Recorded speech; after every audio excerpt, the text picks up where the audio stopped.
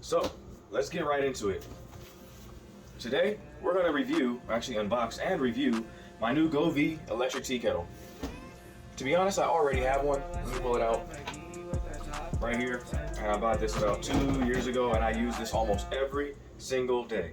This thing has probably been used over 600 times at least. There's been times when I've used it almost every day. I use it more than once in a day. So this thing's probably been used over 1,000 times in the last 2 years. So I felt like it was time for me to upgrade to a big boy.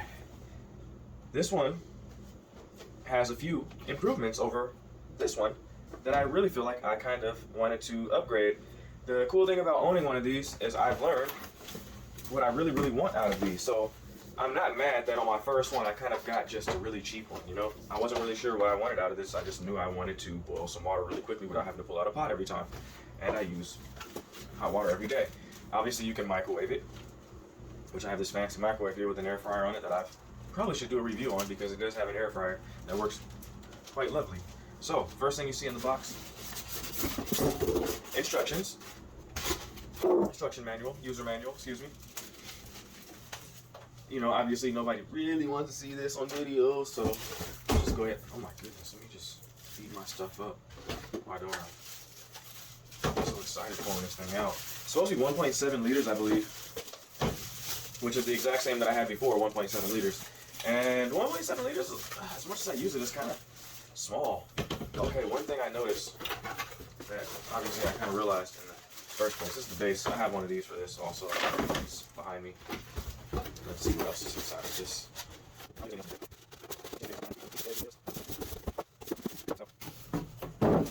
So, what do we have here? So, some of the features that I really like over this one. Wow. And let me pull my base. So here's the old base. It's dirty. Here's the new one. It's clean. Old, new. Much larger base. This is probably going to take up more space. I'm not exactly looking forward to that, but what I am looking forward to, well, this is interesting. It's kind of just placed on there, where this one's just built into it. Let's see this button. Look at that.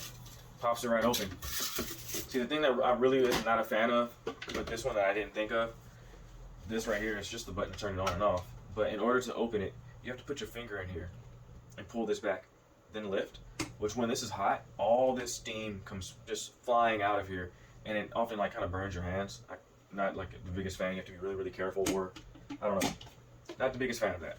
And the other thing that I kind of got tired of is having to turn it on every time I wanted to use it. If I knew that I was going to be making 2 cups, or if I'm going to be doing multiple things. Like sometimes I'll use the water to clean out something really quick, and then I'll also use the water to make some tea, and then 20 minutes later I'll turn around and use the water to make some oatmeal, and then about an hour later I'll turn around and use the water to make some more tea, for example. And the entire time it would just be nice if I could just come up to it and just pour it, and it's always hot, or at least a decent temperature to make tea, right?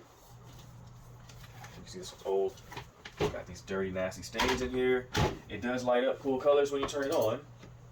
Let's plug in the old one, and we can see how this one works. One other thing that I'm really looking forward to is not having to get out of bed to turn this one on. I believe I can use the app, which I'm really looking forward to. This Govee app, which I do have other Govee products. I'm not a big fan of this name, Govee. I'm not even sure if I'm pronouncing it correctly, but their previous products do work pretty well as far as I'm concerned, and I'm a fan, so I went ahead and got another one because I seen this was a brand that had the smart electric kettles. There were a couple of the others out there, but like I said, I know this brand, and Amazon has a pretty decent return, so if this one doesn't work out, I guess I'll have to get another one. But while I'm talking, let's go ahead and plug this thing in and see what happens when I plug it in. And I should probably read the manual too. You know, it's kind of what we do. Power cord, okay, simple, basic. Read all the instructions, like anybody really does that before they use anything. Risk electric shock. Here's the good stuff. The parts, the lid, connector, control panel, screen. I'm not even sure what any of these buttons do yet. Mode, let's just plug it in, whatever. I see there's mode. It's electric tea kettle, right? That's what we're doing. It's not rocket science, kettle. Not a rocket. Electric rocket. Oh yeah, did I show you guys this? You turn it on, lights up. Okay. Let's see what happens when. Let's see what happens when I plug this in.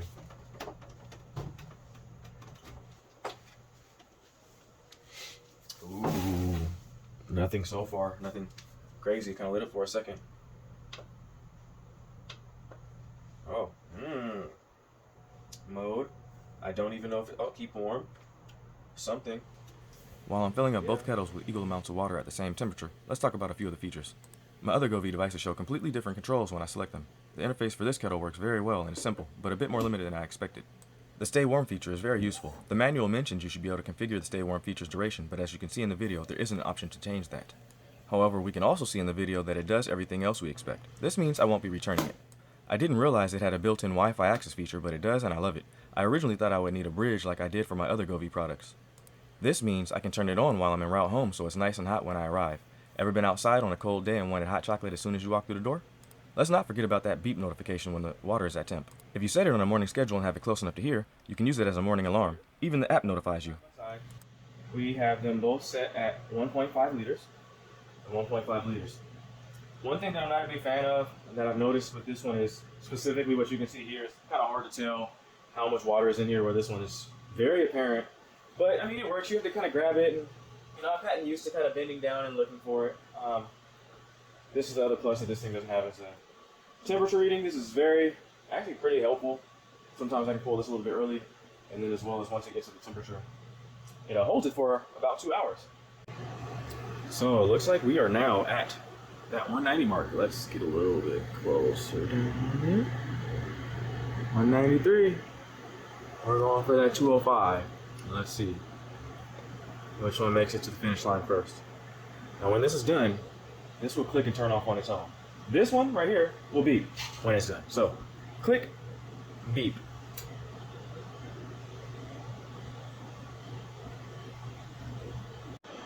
Okay, we're getting close. Which one's gonna make it to the finish line first? Oh, this one. We're maxed out. I don't think this one can go any higher. Let's see. Oh, it can still go a little bit higher. Let's let it go. See which one turns off first. Usually this water has to boil a whole lot before this thing turns off, and there is no boiling water in there, or bubbling water yet. It's like thinking about it. I feel like it's getting close. I see a lot of movement up here and there. Just over 1.5. We are just over 1.5, yeah. It beat it again. So, now that this thing's maxed out, let's find out what temperature that this water is at. Huh? Let's see what this thing says on the border. Hot, hot, hot, hot, hot, hot. Hot, hot, hot. Oh, it's hot. Steam. 190. Okay, obviously, I have it.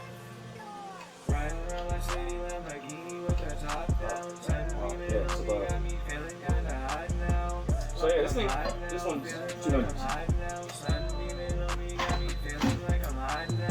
Now we know.